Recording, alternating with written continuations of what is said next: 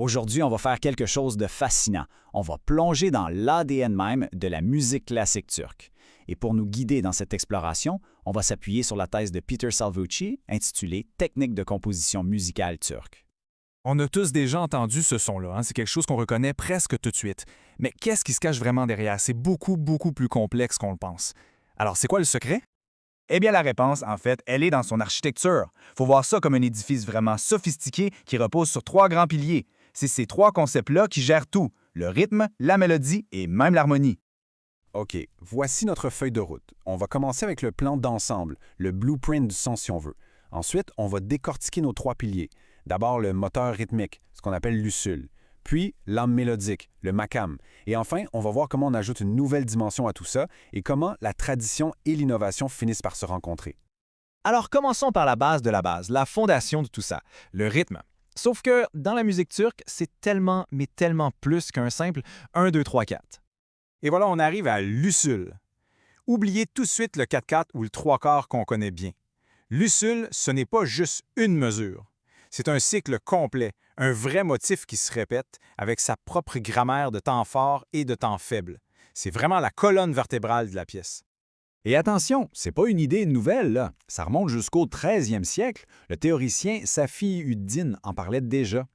Et ce qui est vraiment fascinant dans sa description, c'est qu'il ne voit pas le rythme comme un simple décompte, mais bien comme une structure, quelque chose d'organisé avec ses propres règles.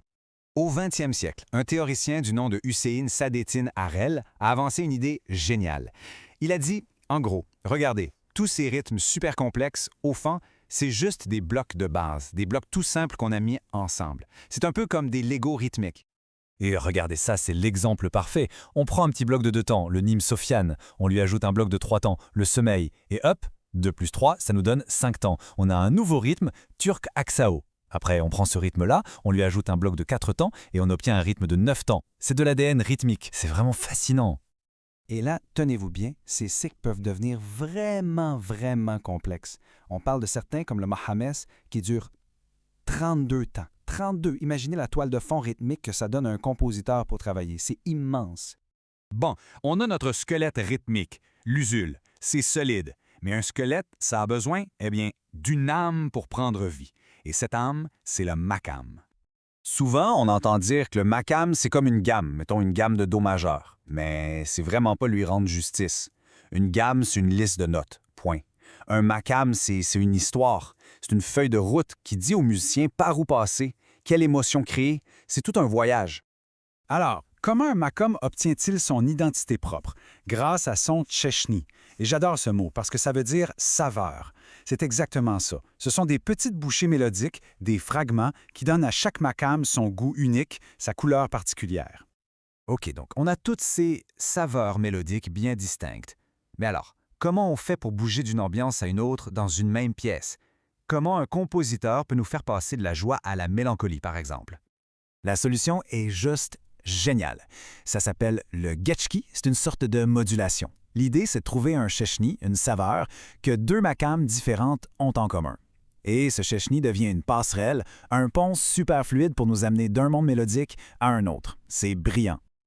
OK, on a le rythme, on a la mélodie. Ça, c'est la base. Mais traditionnellement, la musique turque, c'est monophonique. Ça veut dire une seule ligne mélodique à la fois. Alors, qu'est-ce qui se passe quand on essaie d'ajouter des harmonies, plusieurs voix en même temps? Là, ça se corse. Et c'est là le grand défi de la musique turque moderne. Comment on fait pour introduire la polyphonie, plusieurs mélodies en même temps, sans tuer ce qui fait la beauté du système? Parce que l'harmonie occidentale, ça peut complètement écraser les microtons et les saveurs si délicates du makam. C'est un vrai choc des mondes musicaux. Et cette question, elle ne date pas d'hier, hein? C'est une conversation qui dure depuis plus d'1 siècle. Ça a commencé doucement, avec des expériences à la cour ottomane au 19e siècle. Puis, avec la République, on a essayé d'harmoniser la musique folk pour créer un son national. Plus tard, des compositeurs comme Yalchin Toura ont cherché des solutions plus complexes. Et aujourd'hui, les compositeurs se permettent tout, de l'harmonie classique jusqu'au jazz. C'est une évolution constante. Alors si on se met dans la peau d'un compositeur aujourd'hui, c'est un vrai casse-tête. Comment préserver les fameux microtons? Comment garder le caractère unique du makam? Est-ce qu'on adapte juste l'harmonie occidentale ou est-ce qu'on invente quelque chose de complètement nouveau? C'est vraiment la recherche du parfait équilibre entre tradition et innovation. Bon, on a fait le tour. On a vu les 3 pièces maîtresses de ce casse-tête musical qui est absolument fascinant. Alors, pour résumer, on a l'usul, notre moteur rythmique super complexe. On a le makam, ce voyage mélodique plein d'âme avec ses saveurs uniques, les tchéchnis.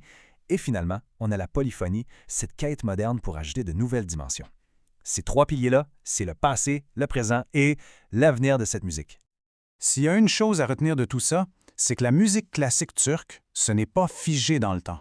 Ce n'est pas une pièce de musique qu'on regarde derrière une vitre. Non, c'est un langage bien vivant, qui respire, qui évolue. C'est une danse constante entre une structure incroyablement profonde et une liberté de création sans limite. Et ça nous laisse avec cette question pour la fin. Quand une structure aussi riche rencontre une créativité aussi débridée, à quoi va ressembler la prochaine étape? Quelle sera la prochaine évolution de ce langage musical millénaire? La question reste ouverte.